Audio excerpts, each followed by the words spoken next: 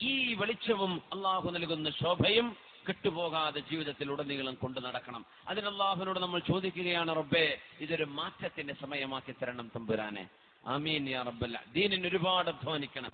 ഒരുപാട് നമ്മളൊന്നും അധ്വാനിച്ചില്ല. എന്തെങ്കിലും നമ്മൾ എന്തിനാ ജീവിക്കുന്നത്?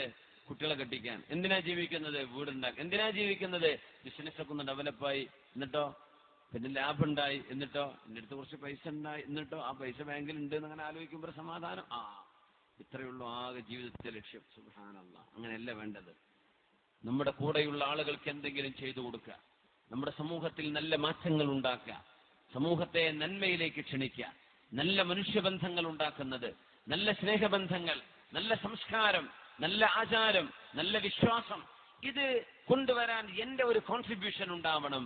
ഇത് നമുക്ക് ലക്ഷ്യമാവുക. ജീവിതം ഒരു ലക്ഷ്യവുമായി ബന്ധപ്പെടുത്തുക. അങ്ങനെ ലക്ഷ്യത്തിന് വേണ്ടി ജീവിക്കാം.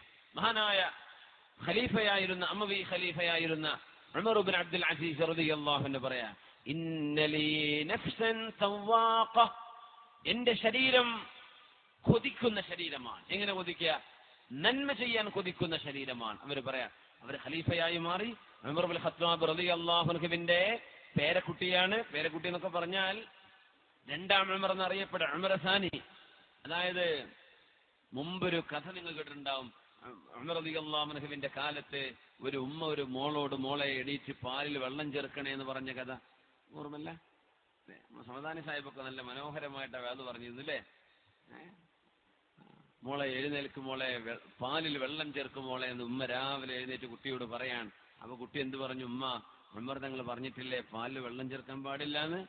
മോളെ, ഉമർ എന്നവരൊക്കെ ഇപ്പൊ എവിടെ കാണാനാ അത്? മോൾ എഴുതി വെള്ളം ചേർക്ക്, നമുക്ക് കൂടുതൽ പാല് വിൽക്കണ്ടേ?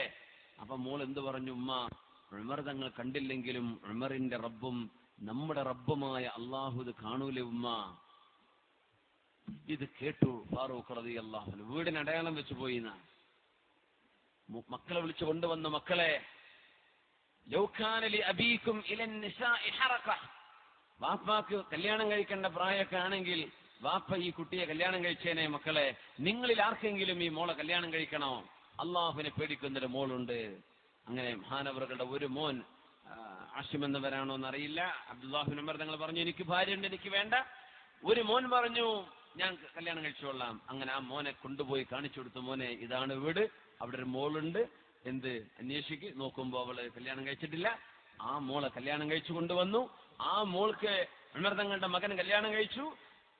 ഖലീഫയുടെ മോനെ, രാജാവിന്റെ മകൻ. ആലോചിക്കണേ, എന്താ ക്രൈറ്റീരിയൻ, എന്താ കല്യാണം കഴിക്കാനുള്ള മാനദണ്ഡം? ബിസിനസ്സും ഗൾഫിലെ ജോലി ഒന്നല്ല. എന്താ നോക്കിയത്? അള്ളാഹുവിനെ ഭയപ്പെടുന്ന പെൺകുട്ടിയാണ്, അത് മതി എന്ന് പറഞ്ഞു. സുബ്ഹാനല്ലാഹ്. കല്യാണം കഴിച്ചു.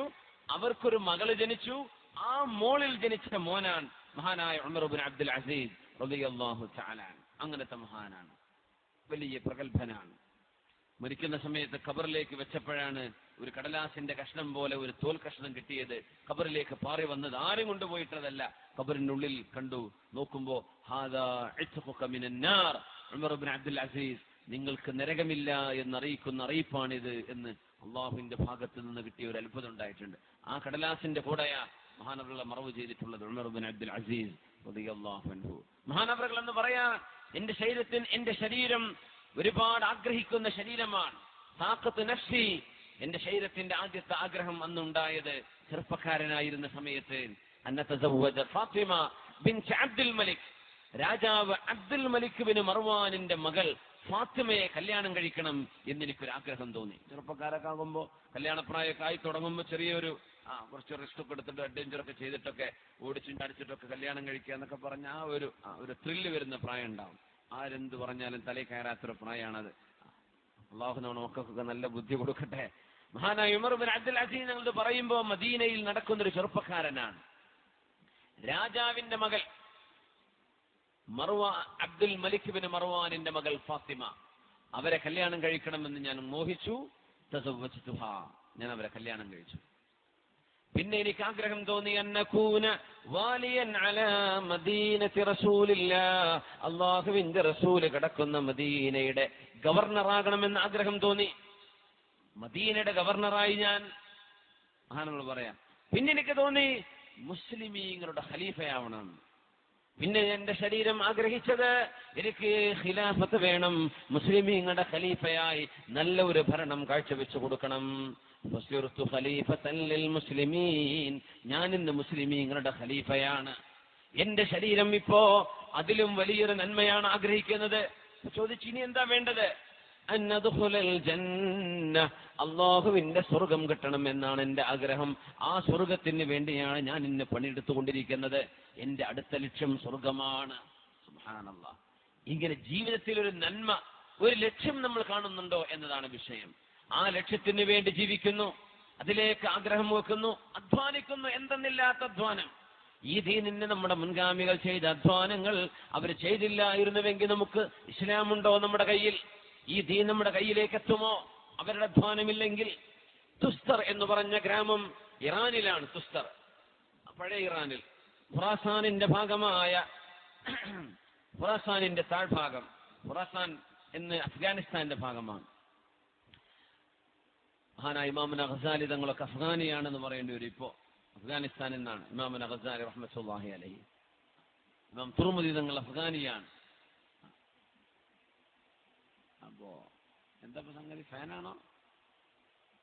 ഫ്ലൈറ്റ് പോവാണോ? എന്താണത്? ഫാനാണ്. കുഴപ്പമില്ല. എയർ കണ്ടീഷൻ ചെയ്താണോ? എ സി ആണോ ഇവിടെ? മാഷാ അല്ലാഹ്. എ സി അതാണ് നല്ലൊരു സുഖമുണ്ട് ഇവിടെ അല്ലേ? ചൂടും വിങ്ങലൊന്നും ഇല്ലല്ലോ. അൽഹംദുലില്ലാ. അബൂബക്കർ സാഹിബ് ഇവിടെ അബൂബക്കർ മോശാക്കിയിട്ടില്ല. മാഷാ അല്ലാഹ്.